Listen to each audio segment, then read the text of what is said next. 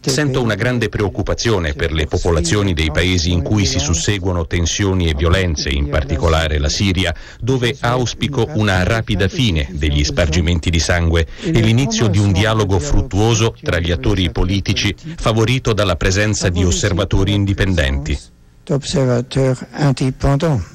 Estamos hablando hoy sobre situaciones que se están viviendo en el mundo, brotes de violencia, como presagios de catástrofes humanitarias que ya no decimos van a venir, están sucediendo, ya llegaron, ya están presentes. El futuro nos alcanzó. Y constantes manifestaciones y expresiones del Papa o de organismos de la Santa Sede sobre estos temas. Hablemos enseguida de Siria, un conflicto que se presenta muy serio y a partir de esto que decía el Papa, usted lo vio hace unos minutos en francés con los embajadores, siento una gran preocupación por Siria y por los cristianos que están siendo perseguidos allí. A ver si la persecución a los cristianos no es también algo intencional como parte de este polvorín. Vamos primero a ver la nota que nos habla sobre esta realidad, persecución de cristianos allá en Oriente.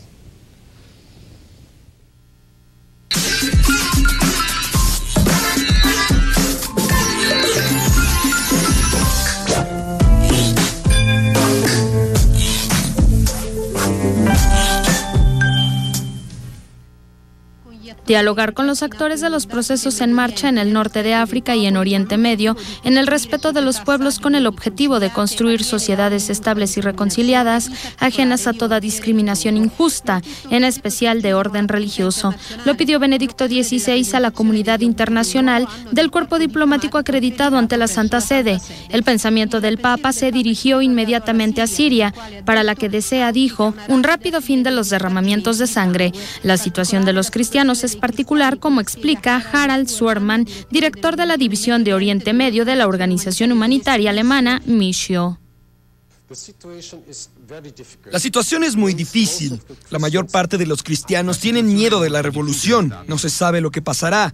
El régimen de Assad no es un buen régimen, pero ha permitido mantener una situación estable. El temor, y hay un miedo muy grande, es que esta revolución de los hermanos musulmanes provoque una situación parecida a la que se verifica en Irak. Por lo tanto, tienen miedo y, como diría, no son partidarios de Assad, pero piden un cambio gradual de las cosas.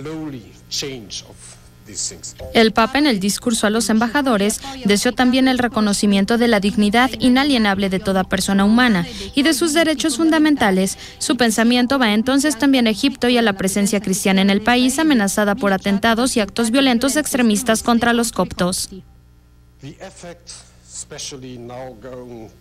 Sobre todo ahora, considerando el caso de Egipto, se pueden notar las consecuencias en la vida de la iglesia cristiana y de los cristianos, que no mejora, porque con este cambio de régimen se ha verificado un vacío de poder que ha sido instrumentalizado por todos los que quieren atemorizar a los cristianos. Se han verificado episodios en los que se quemaban las iglesias y los cristianos eran atacados. Esta es la situación por el momento. Debemos esperar el restablecimiento y el reforzamiento del poder central para tener cierta seguridad, que sin embargo no garantizará por sí misma un futuro positivo para los cristianos. Pienso que a largo plazo la gente pedirá más libertad e igualdad entre las personas, pero hace falta tiempo. Benedicto XVI expresó también complacencia por la reapertura del diálogo entre palestinos e israelíes, gracias a una iniciativa del Reino de Jordania. Hamas, el partido radical islámico, se está haciendo más moderado y también está tomando distancia del régimen sirio. Hay pues una atmósfera positiva para el cambio. Están las premisas para negociaciones de paz. En mi opinión, se produce una coyuntura que podría ser positiva, si es recibida no tanto por los europeos, sino por Israel y por Palestina, y deseo también que Jordania pueda realizar de verdad un papel de mediación. A ver, José Alberto, pues no que había que tirar a Hosni Mubarak para ser felices, lo tiran y ahora incendian iglesias y matan cristianos en Egipto. No que esto era un cambio para buscar el bien y la paz, están más violentos que antes. No solamente en Egipto, en Irak, en cualquier lado donde está la primavera árabe, los peores que han salido son los cristianos, perseguidos. ¿Por qué? Pues porque ¿de dónde viene todo esto? Volvamos nuevamente al sionismo y este proyecto de gobierno mundial. ¿Quién es el opositor número uno para este proyecto de gobierno mundial? La Iglesia Católica. O sea, este odio contra el cristianismo. Es un odio contra la Iglesia que se acrecienta particularmente en este momento y que además hace que por un lado veamos una apostasía de la Iglesia, pero por otro lado una persecución contra los cristianos, contra la figura del Papa y contra la Iglesia como institución, y esto se va a ir cada vez más agudizando porque es parte de la, a fuerza de repetir el tema, es parte de la concreción de una profecía apocalíptica del famoso caballo rojo que hace referencia precisamente a la guerra y a todo el proceso de descomposición entre las naciones, entre los pueblos, que va a llevar a la división y que va a ser parte necesaria de un proceso para que se pueda establecer en el mundo un gobierno mundial. Pero desde luego el principal afectado de todo esto, a corto y a largo plazo, es la Iglesia y son los cristianos. El cristiano, la Iglesia fiel. La Iglesia fiel, porque en su momento, cuando ven el cisma, parte de la Iglesia apoyará el gobierno mundial del anticristo. Sí, cuando hablamos de Iglesia fiel estamos hablando de la Iglesia, de la misma Iglesia fundada por Cristo, para que el público nos entienda, en donde está asentado en la cabeza del Papa Benedicto XVI, en ese amor a María, en la Eucaristía, los dogmas, pero dentro de la misma Iglesia ha habido un movimiento que va surgiendo, un movimiento de la misma Iglesia, con cardenales, con obispos que ya traen otra línea de doctrina, de moral, de fe, de costumbres, y que va haciendo esta Iglesia falsa, de la que habló Juan en el Apocalipsis. Y por eso veremos por momentos algunos comentarios de algunos dicasterios extraños, raros, como que no embonan, como si con la doctrina, como de doctrina, como de moral, o de incluso los hechos que estamos viviendo, como esto que se anunció de que el Papa había hablado aparentemente de la necesidad de que se surgiera un organismo mundial. Un organismo mundial. En su momento. Un nuevo orden. Y luego un orden mundial, y luego ahora un banco mundial. Un banco mundial central. Que eso facilita de alguna manera lo que es el proyecto anunciado en la Apocalipsis. Solo Alberto, aclaro, no lo dijo el Papa. Es una propuesta que vino del Pontificio Consejo Justicia y Paz. Del banco. Pero del Papa anteriormente, hace como un año, mencionó ese punto, sí. Yo quiero hacer notar una cosa. Los judíos que están en Palestina dicen, los islamitas nos odian, tanto que nos bombardean y tenemos que levantar muros. Los musulmanes dicen, los judíos nos odian y ocupan nuestros territorios y nos tienen a punta de fusil. Y los cristianos, tú lo dijiste, en medio de los dos, hay una persecución por odio a la fe. Los cristianos son o somos perseguidos por odio al cristianismo, a la Iglesia, al Papa. Parece que estamos de acuerdo, las tres religiones del libro, o las tres religiones reveladas, en que hay un odio hacia cada una de ellas. Pero parece que este odio no es entre unos y otros, parece como si fuera un odio externo a los tres. Y por eso los tres nos instrumentalizan, nos sentimos odiados, perseguidos. Sin duda. O sea, existe, volvemos a este proyecto que nace con Netanyahu, después, que es hegeliano-straussiano, es decir, el crear un enemigo o el hacer que dos se enfrenten para un objetivo superior, que después Netanyahu retoma, y Baby Bush también, para emprender, basado por ejemplo en Huntington, que creó este libro del choque de las civilizaciones, un choque artificial entre el Islam y el occidente judeocristiano. Ese es el proyecto, y cada vez más va hacia allá.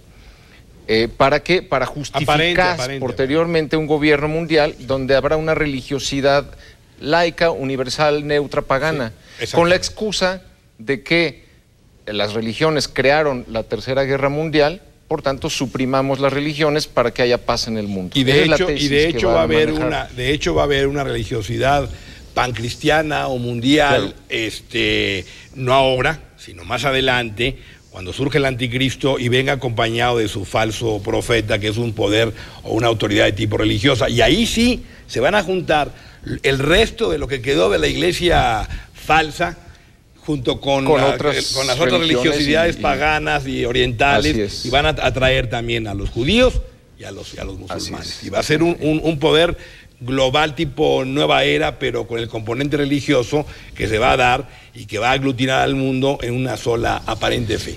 ¿Les parece a ustedes que esto no es nuevo? Que, por tomar ejemplo a México, por no irnos ahora tan hasta el oriente, esa persecución religiosa que se dio en México a principios del siglo pasado, el siglo XX, estos grupos liberales que vinieron y se instalaron en México, ¿son antecedentes de esto? Sí, aunque hoy día es todavía más radical, es más preocupante. En México se sufre la persecución religiosa por la masonería, básicamente la logia yorquina, en lucha también con la logia escocesa, pero estamos hablando de quien ahora ha infiltrado la Iglesia, el Banco Mundial, los ejércitos, etcétera, es ¿La ONU? La ONU, por supuesto, es la masonería iluminista, es decir, satánica, la más radical que existe. La que es no visible, además. La que es no visible. Es invisible. Es porque invisible. estos ritos de los que hablabas, el rito yorquino, el rito tiene escocés, su... pues ahí están las logias, ahí está la gran... Están las logias, la tiene su presidente visible, pero hay una real invisible de la que habla el historiador español Ricardo de la Sierva, que es precisamente la satánica. La satánica, esa es la que está ahorita... La que ha impregnado dentro de la Iglesia y a nivel mundial dentro del gobierno. Los organismos internacionales, sí. ¿Dirías, Luis Eduardo, que no la vemos, no la conocemos, no sabemos cuál es la nómina, ¿no? Quiénes forman parte, pero vemos sus obras? Vemos las obras, claro. ¿Sí? Claro. Entonces, sí, desde luego. Estamos viviendo un tiempo de verdadera confusión y de una presencia del oscuro a todo lo que va y lo que falta. Estos son los prolegómenos, son los comienzos. Es el entremés. La cosa se va a poner mucho más grave. Se va a poner cada vez más. Porque el proyecto pues es ese, y porque si cruzamos la profecía, tú ves a dónde... Por ejemplo, ahorita todo el mundo está hablando de que Europa se está desmoronando, el euro, con Grecia, etcétera. Si tú lees Daniel y San Juan Apocalipsis, sabes ya desde ahorita que Europa se va a dividir en dos y que países del sur de la periferia, Grecia, España, Italia, Portugal, etcétera, van a ser excluidos pues por toda esta cosa que han vivido en un nivel de vida y de endeudamiento superior a su... Y el norte, que es la máquina productiva, sobre todo Alemania, Francia, Austria, no sé, y ya desde Daniel, y repito, el Apocalipsis te dice que se van a agrupar en 10. En 10 naciones. 10 naciones van a conformar la nueva Unión Europea. Así es. Y esos 10 países en su momento le cederán el poder al anticristo. Esta es una explicación. La otra, si quiere, pues es la que verá en los periódicos todos los días, que le dirán, es la primavera árabe, están buscando aires de libertad. Y por eso se incendian y se matan y tumban gobiernos y presidentes y los prácticamente los asesinan. ¿Es otra explicación? Sí, el despertar de un pueblo. La otra es esta que le estamos presentando. Vamos enseguida al editorial del padre Federico Lombardi, que habla también sobre este tema, la persecución a los cristianos. Vamos a ver qué es lo que dice él, y muy importante porque cita fuentes informativas, ONGs mundiales, que se están manifestando también sobre este tema de la persecución a los cristianos. Mire.